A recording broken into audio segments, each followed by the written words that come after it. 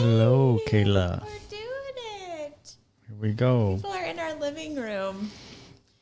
This is it. This is our production here. Can I just say? It's been a process. Is that what you were going to say? Yes.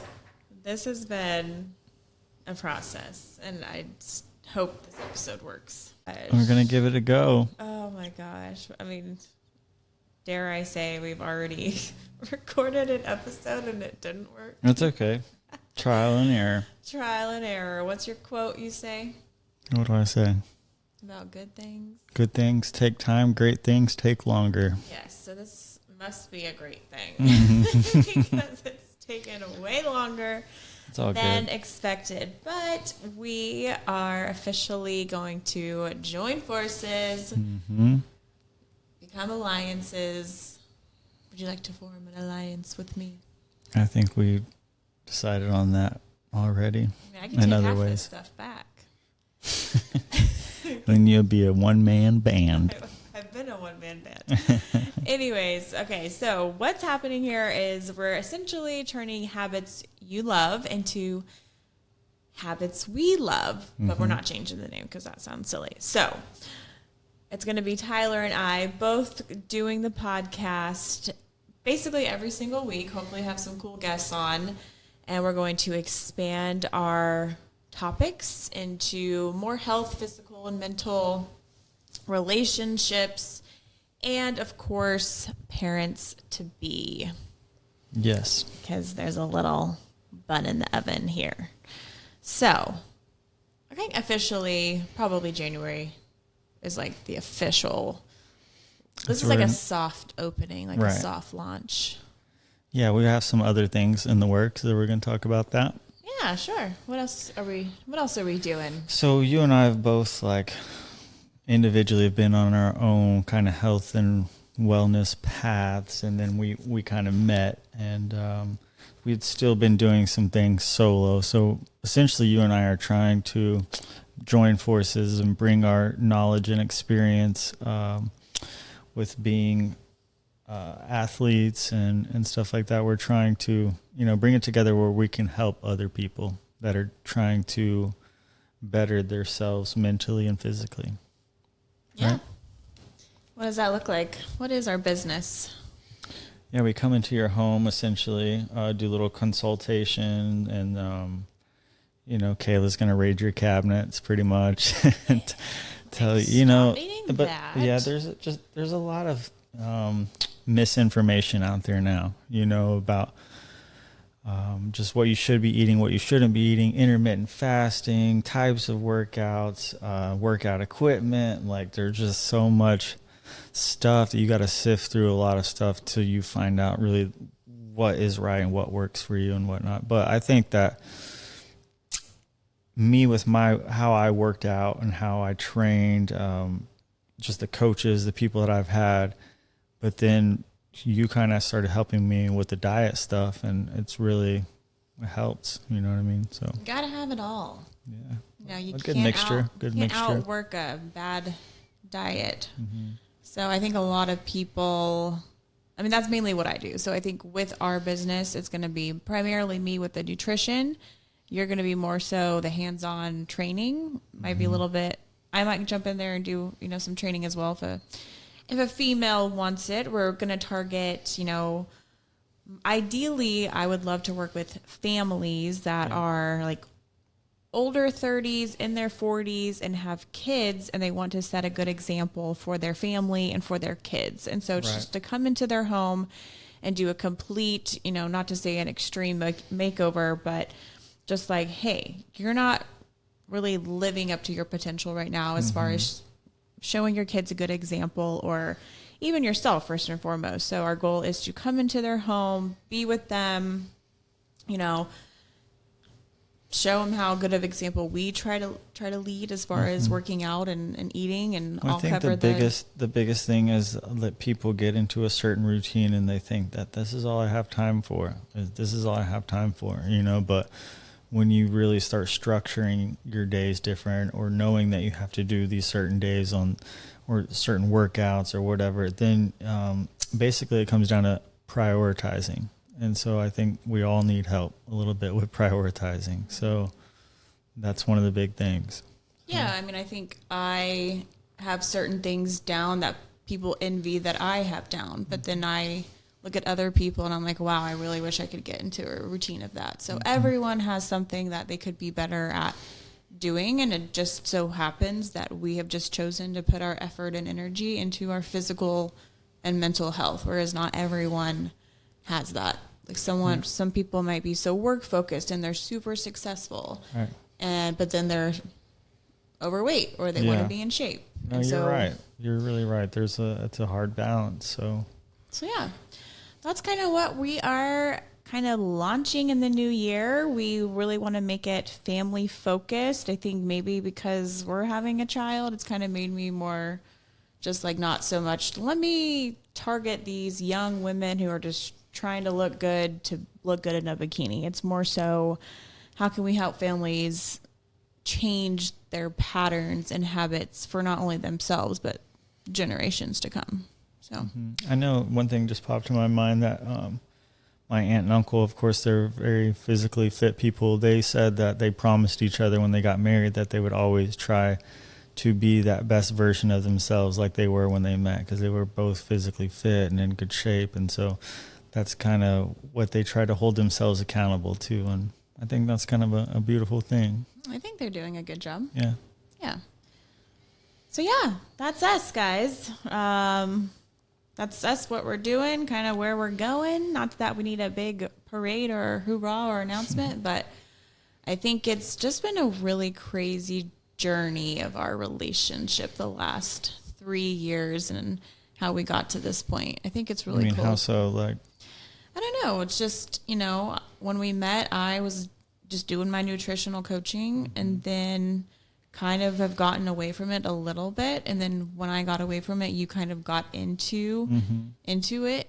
And now I'm, I'm missing it, but I think I just needed some time to readjust and reevaluate how I wanted to approach my business. And looking at our future, it is, not everyone is like this, but it is very important to me to live out my passion and not, I have a 9-to-5 job and then the 2 hours extra a day.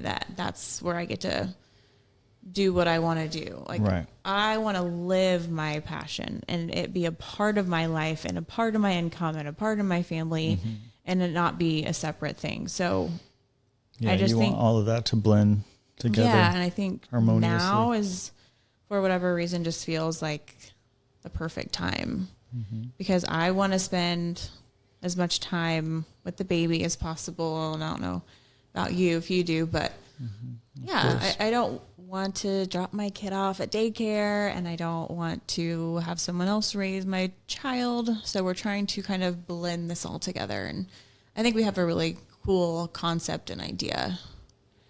And then another piece that we want to throw in, if you want to talk about like the traveling piece that we want to do. Yeah, you mean like, I remember kind of like having this vivid thought of when we were running these HIIT workouts, we were running them on Siesta Key Beach or at the park right there. I remember like walking up to him like, the perfect fit, that's it. And I just like had this idea for us being able to go to people's homes and just kind of like checking in with them in the morning, seeing what their routines like, seeing what their habits are like, and not necessarily that we're a drill sergeant or they're like all day, but we can be there, like see how your normal day goes and kind of come in and, show you what to eat for breakfast, whatnot, like, and then maybe we leave on the weekends and we go explore. And then we come back and kind of check back in with you a couple times during the week, basically like a month, 2 month on and off, just kind of being around, seeing what your habits are like. And once we can kind of set you in those habits, kind of set you up for success, then like maybe come back in like a year, whatever, see how those people are doing. That's kind of how I envision those things. Yes, that is the vision.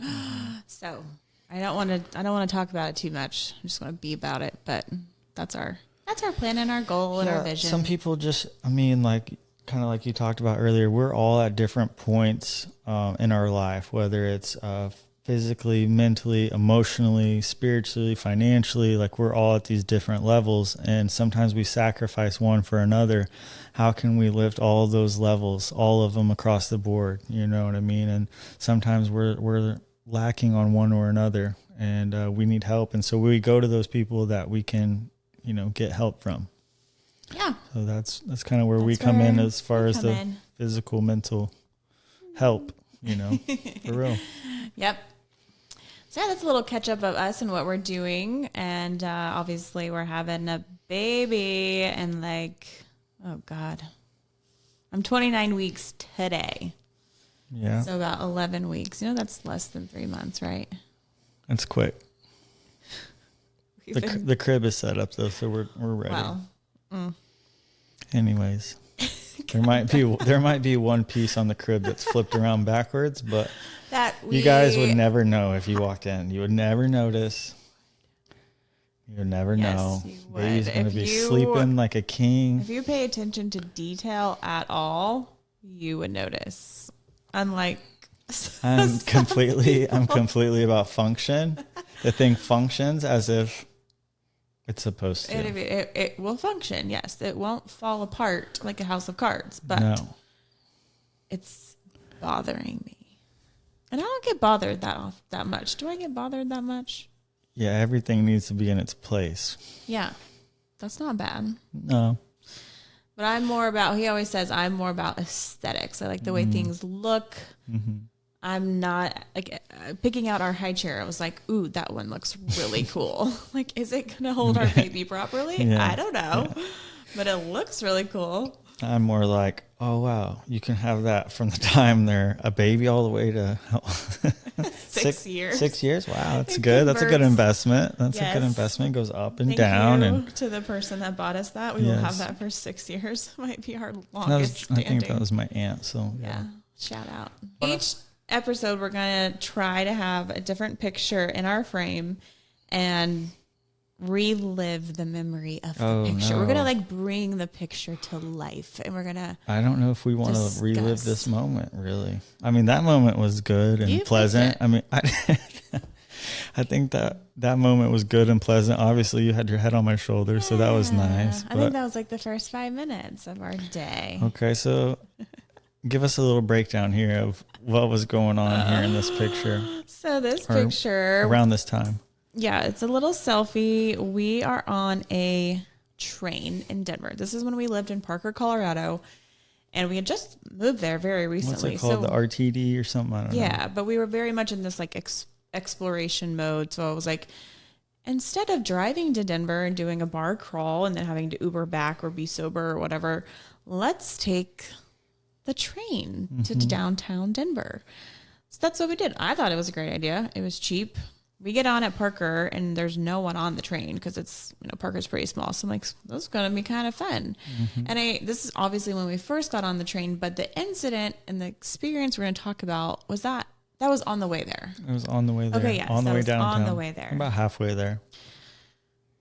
About halfway there. It took 4 times as long to get to Denver on the train than it does a car.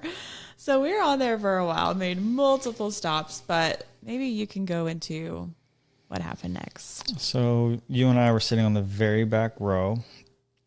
One of the train cars. There's obviously multiple cars. So we're on the very back row. There was a lady sitting probably 8 or 10 seats in front of us to the right.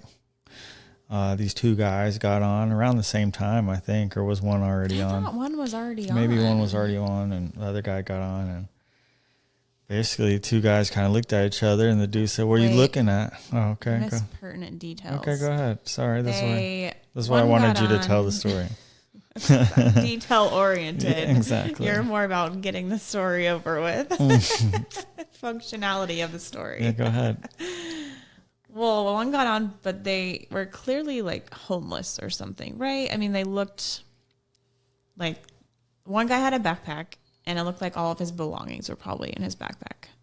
Okay. So I just wanted to point that out because it wasn't like it was like, oh, a guy got on the train in a suit and tie. Well, I kind of didn't want to, whatever. Go ahead. Well, I know, not trying to demoralize anyone or categorize anyone. Yeah. But, and not that I thought anything of it at the time, but then, yes, you can go on. So I think one was sitting there and then one got on. And that's when the guy got on, walking by him, said something to the guy. So it was two old black dudes, and they were crossing each other on the train. The dude said, "What are you looking at?" He's like, "I ain't looking at nothing," or you know what I mean. And then they just kind of popped off at each other a little bit, and then so they were staying in close proximity to each other, and they weren't backing down.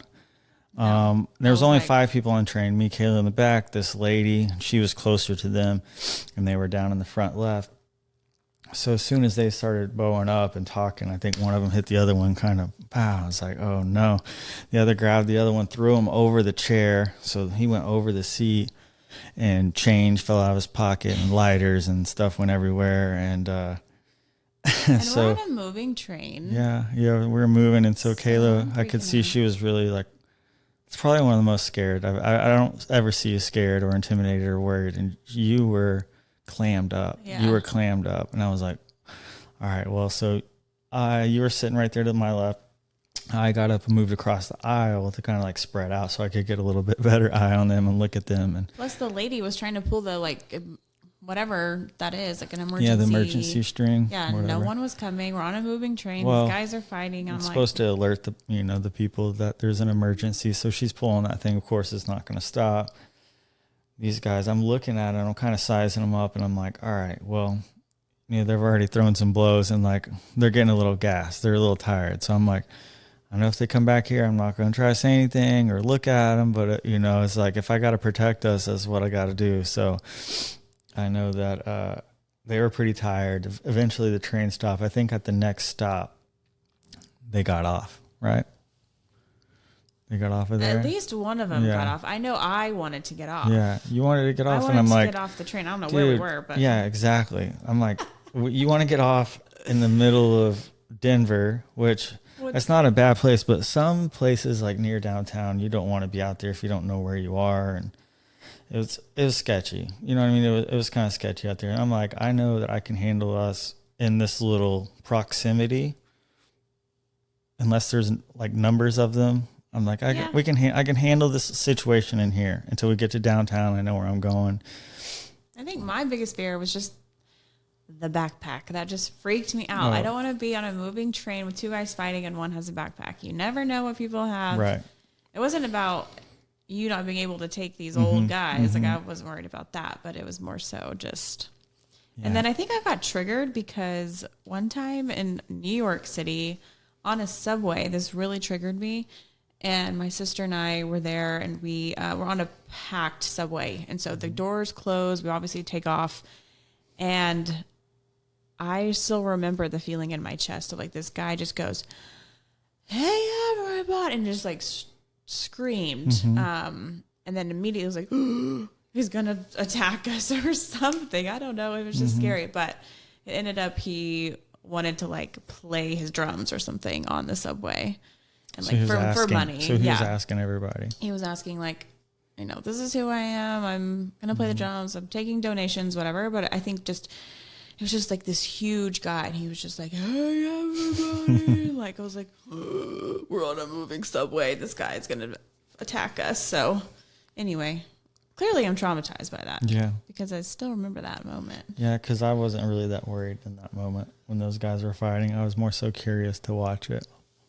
So you were curious. So then I think I wanted to get off. I remember like standing in the doorway and you were like, I'm not getting off. I'm like, let's get off. And then we didn't get off. And I think I guess they must have ended up getting off. But then.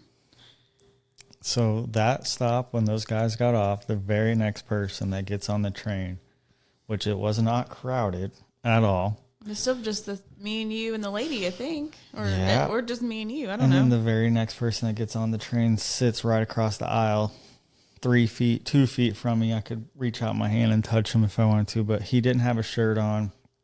He was obviously high on drugs, and he was moving and twitching, and I'm like, oh no, here we go. He was like right across from us in the aisle. I was just like, don't make eye contact with this guy.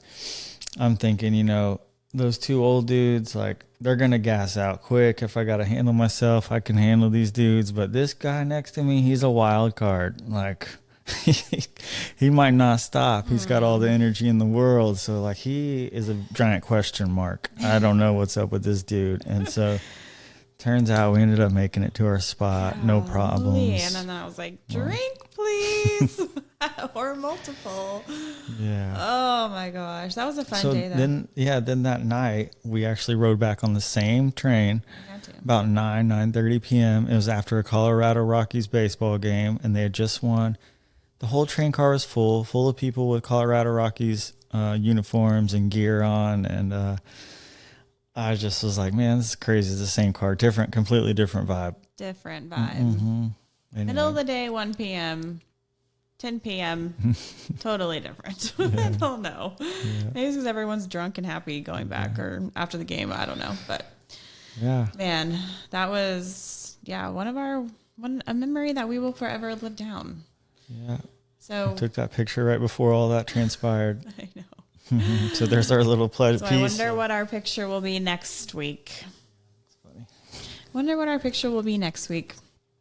So let's talk about pregnancy. Well, my pregnancy, not your pregnancy. It's ours. Our pregnancy. On a scale of 1 to 10, how would you rate it? Like the overall experience? Yeah, like how I've been. Oh, you've been phenomenal. It's like you're, like how they say people are glowing. You know what I mean? You're really glowing. You're like, I'm like worried about your energy levels, and like, no, you're good. You're getting up early. You're still doing your workouts. You're eating good. Like this last week, you've been eating a lot better, right? You were hitting some. A little smirk. Yeah. You're eating good. Well, you were eating some ice cream and cereal for a little bit, but honestly, it's all right. It's all good. I know.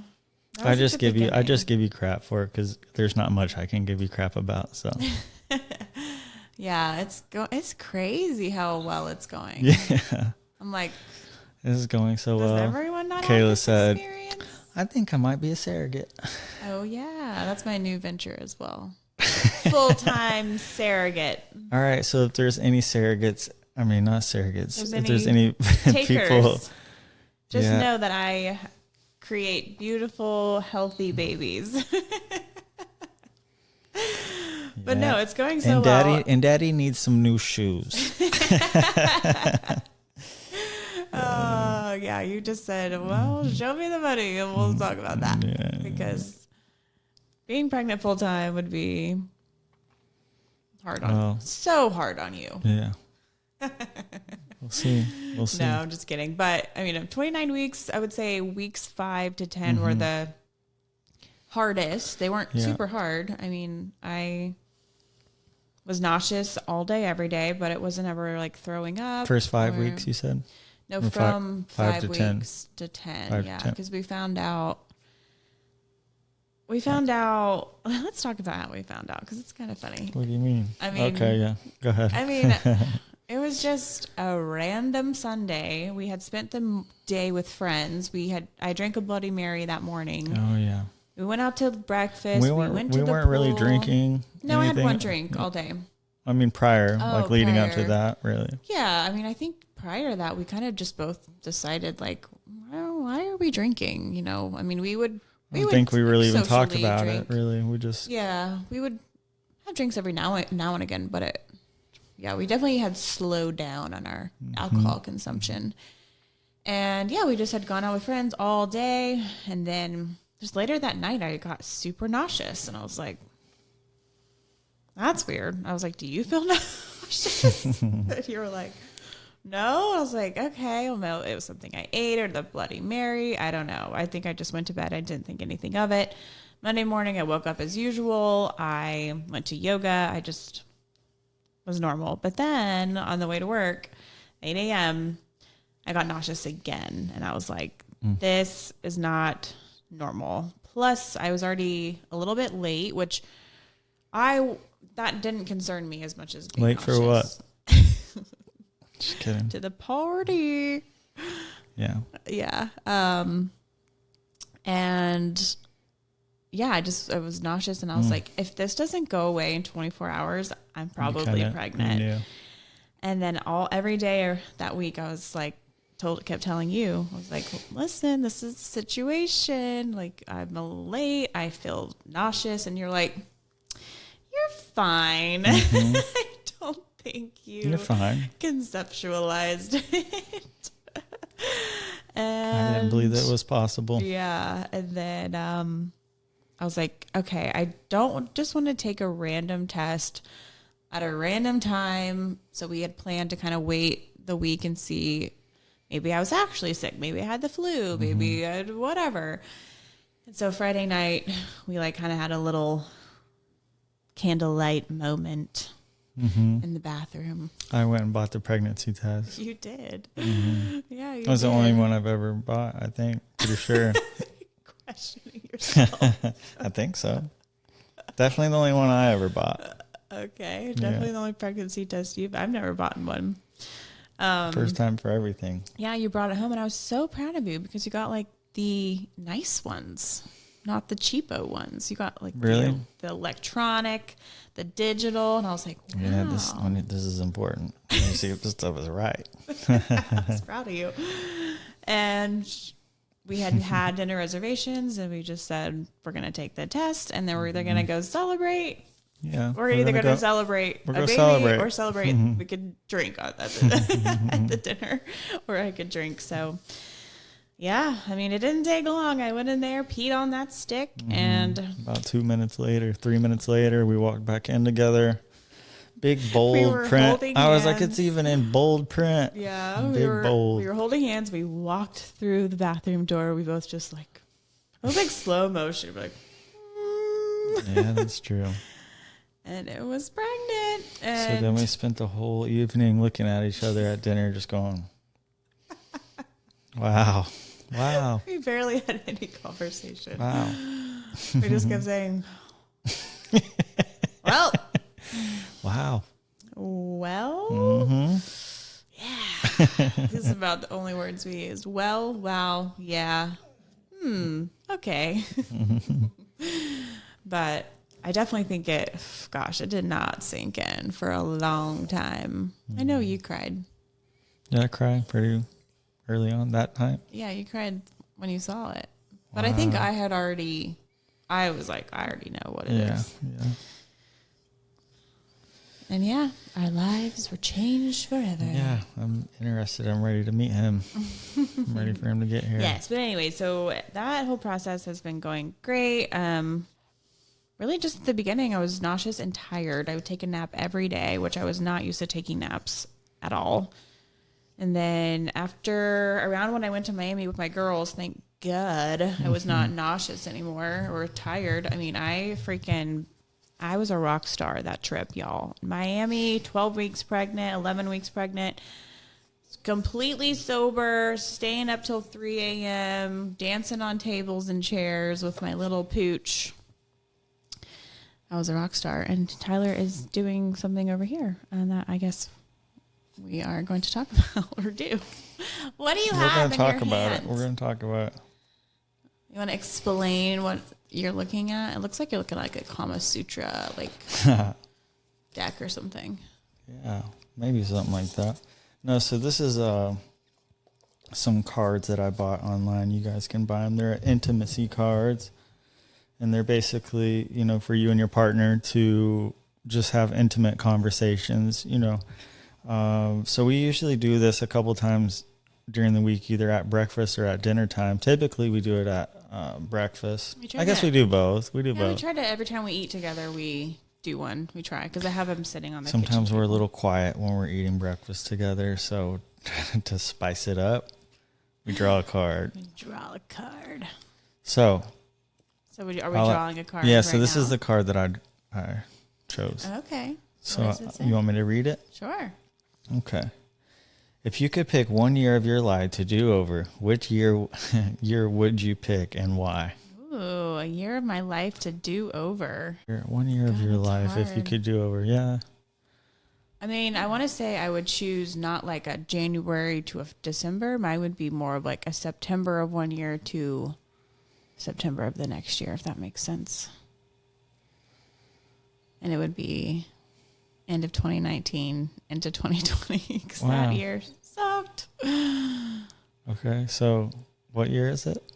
You want it to be It was like 19 the to 20. End of 2019 to when I moved to Florida, Mm-hmm. basically. Mm-hmm. Which I say that there was a lot of good during that time because I grew so much, but there were some really bad times too. Just a lot of self-defeating moments, a lot of negativity, a lot of reacting poorly, a lot of woe is me, a lot of victimization during that time, fear, anxiety, and just knowing what I know now, I wish I could just go back and kind of just make the most of those moments because, I just feel like I lost out on a year that I could have been enjoying when instead I was just throwing myself a pity party and not present. Well, not present. Yeah. Or, I mean, I'm sure there's other years that I could redo as well, but that one's comes to mind. should I answer that one or should you pick a card for me? Let's you do the same one. Okay. I don't know. The year that we traveled was really good. But also, I don't know. Wait, does it mean to like a bad year or a good year? What do you mean? If you could pick one year of your life to do over, which year would you pick and why? I was coming more from like Do I it would over. do things different, Yeah, and you're okay, so more of yeah. like I would relive it. Yeah. Oh. That's you can kind of answer that either way though, Yeah. huh? So you would do that year? That was 2021. I think each year though my life's gotten better, so I just keep rolling. How so? Keep rolling with it. How so? Just gets better. It just does. How would you say your life has gotten better? For real. I'm just getting better at it. Getting better at living. I am. Yeah, you do, I think. You should. Yeah. As you get better at How has your life anything. changed and what has how's your life changed and how have you changed? I've found my passions. I've found out the things that I love to do. I figured out how to do them, figuring out how to make money from doing them. So that work and play are almost tied together, you know? Yeah. So let's go a little bit deeper. Mm-hmm. Let's go a little bit deeper. Okay. Deeper. I can't do a deep voice.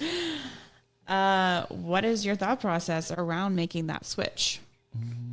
When it all happened? To be honest, was there resistance? No, I can remember, I think in the middle of COVID, I kind of had like a shift. I think this is before you and I met, to be honest with you. Before you and I met, that's when I started doing my NASM certification and personal training is because I had more time because they had laid everybody off from work, or not laid everyone off, but everyone was just like on this sabbatical, or it was shut down. Yeah, so everything was shut down. So it was like, okay, I'm not the type of person, I can't just like sit still and not do anything. Like I have to be doing something, you know? And so that was going to school. But I just remember those feelings. Like my dad always told me, trust your gut, trust your instincts, trust your gut. And so during that time I was like, man, this seems fishy. This whole like kind of COVID thing, or this whole like thing seems weird that they're like shutting down my work. So I just started going to school and learning. And so I used that time to like really get into what I liked. And that was working out and the personal training and just learning about all that.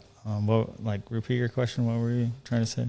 Well, you're going back farther than I was thinking, but I was just thinking in the last 6 months of, Like really my thought process. switching what you're doing. Okay, so basically what I was going to say was it was during that time that I realized if you aren't doing what it is that you want to be doing, if you're not like creating that life, or if you're not like, it's hard to say, but it's like, this is, it was like, this is 2020. If you're not living towards your goals or towards the things you want to do, then you're kind of like living a less than great existence, if that makes sense. I mean, why 2020? Because of the year or because of what was going on in the world? It was just like what was going on in the world. Like no one can protect you. No one can save you. No one can, it like opened my eyes up to like, dude, no one's coming to save me. No one's coming to help me. Like they can just tell you all of a sudden, like you can't come into work, dude. Like you can't. I'm like, what? It's like, and then, okay, to me, I was like, all right, I can't go to work. Well, I'll go down to the basketball courts and shoot hoops then, since I can't work. oh no, you can't shoot hoops. Like, what? I can't shoot hoops outside? Like, you can't take my job, take my sports, take my athleticism. Like, you know, if you can do that, if you can take all my actual freedoms, then something's wrong. Like, so I realized that I had to take care of myself.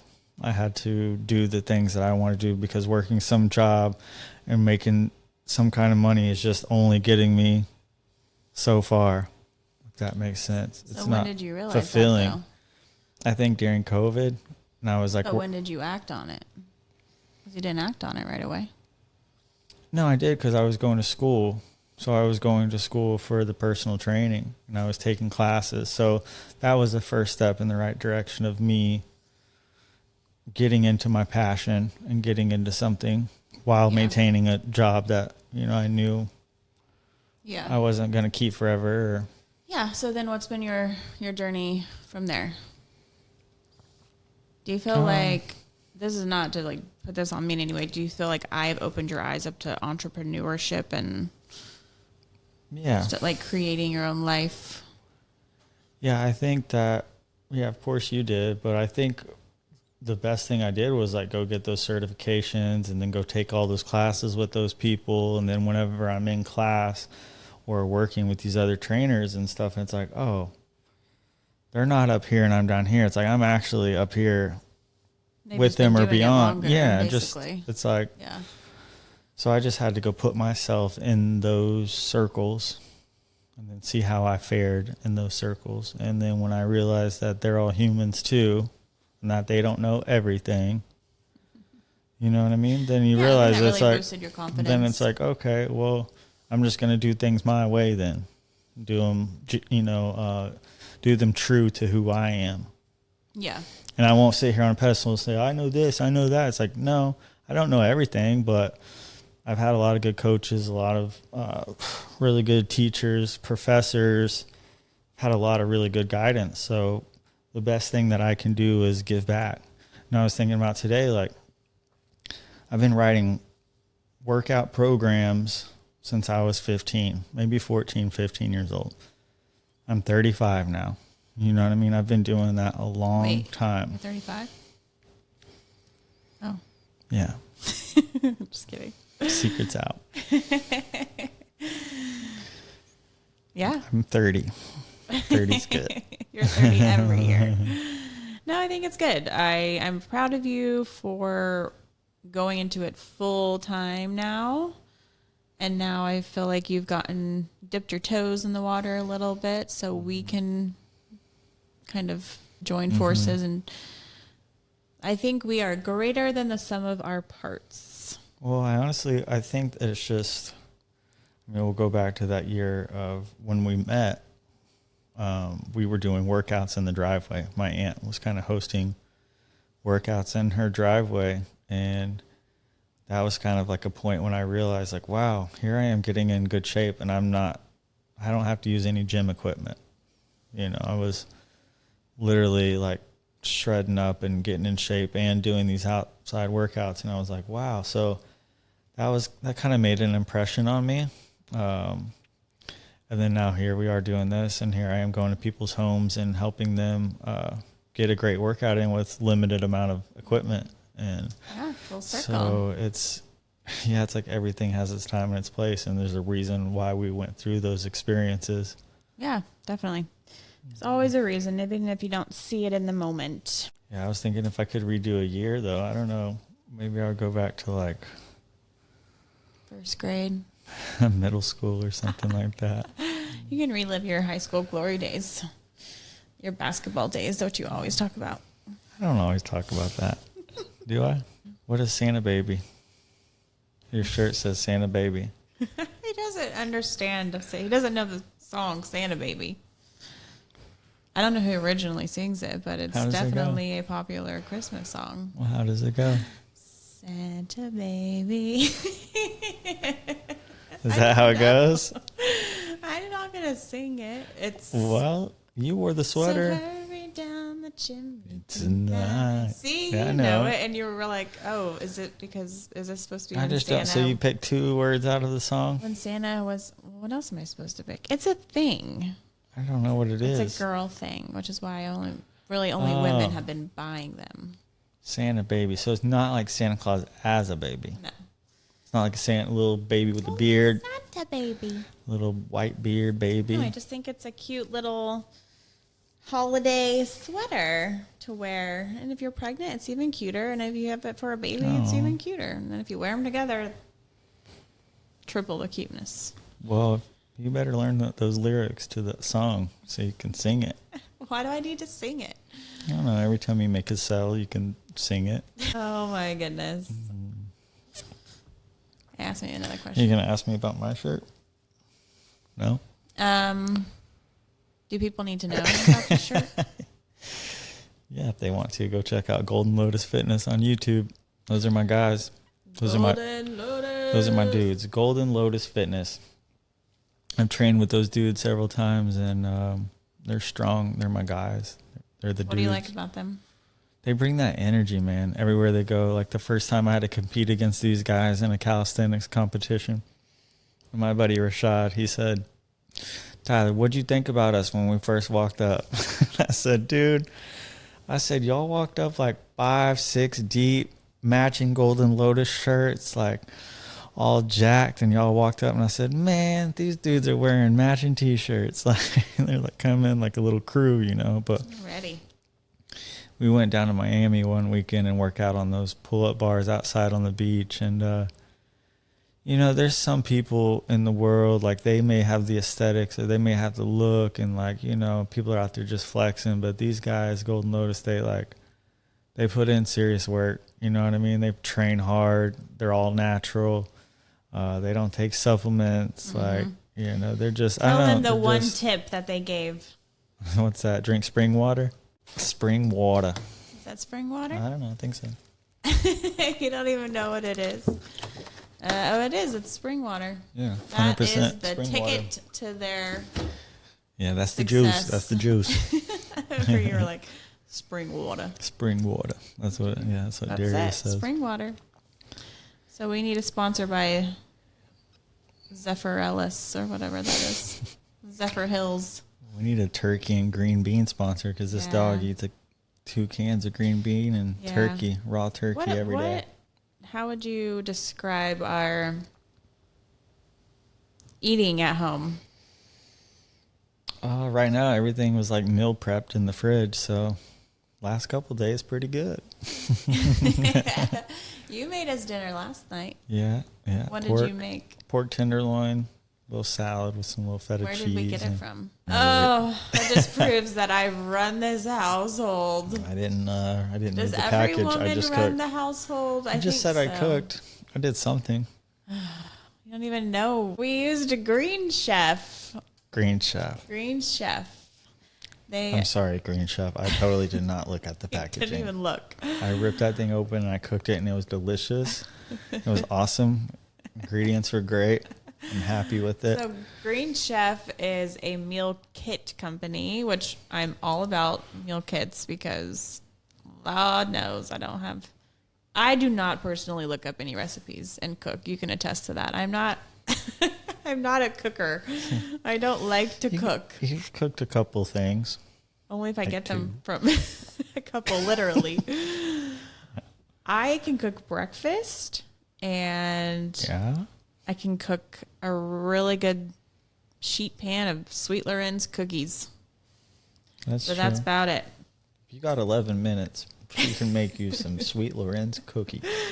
I got that technique down. But anyways, no, we made Green Chef, and I really like Green Chef. So a meal kit is different than a meal prepped company. So a meal kit is basically where they send you all the ingredients, and then they send you the instructions on how to make the meal. So you can, if you enjoy that sort of thing where you want to like have the experience of cooking a meal as opposed to just popping it in the microwave, then definitely something like Green Chef is great. They are actually partnered with HelloFresh.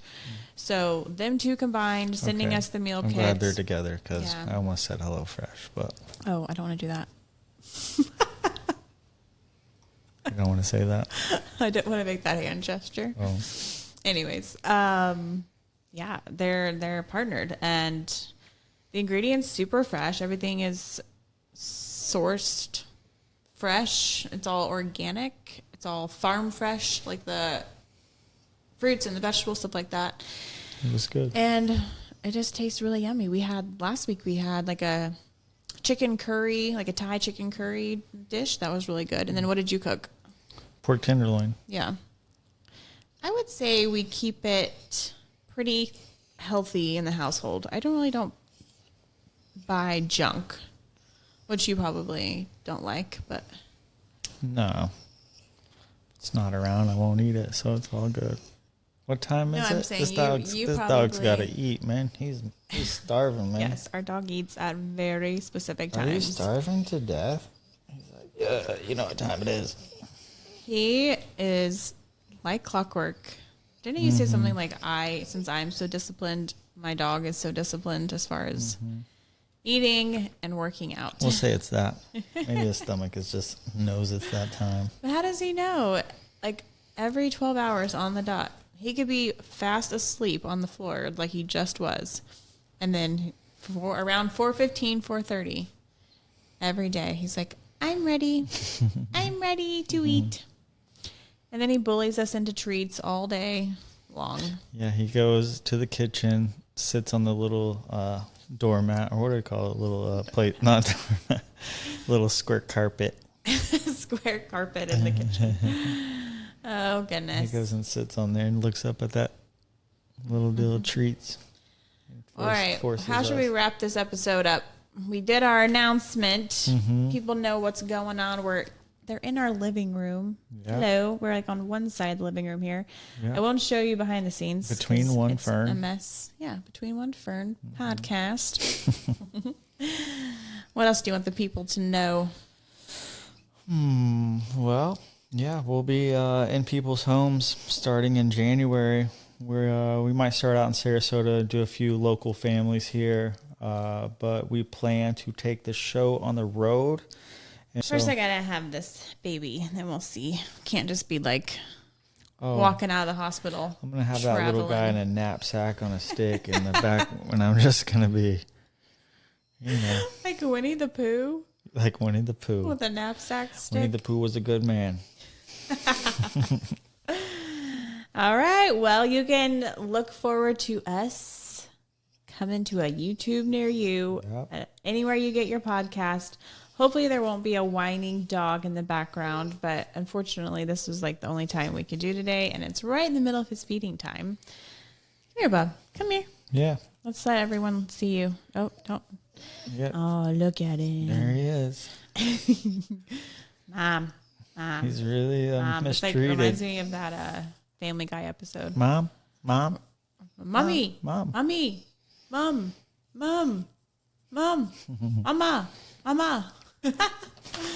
Okay, we're signing off. All right, guys. Thank you, Kayla. Welcome. See you in the living room soon. See you on the couch soon.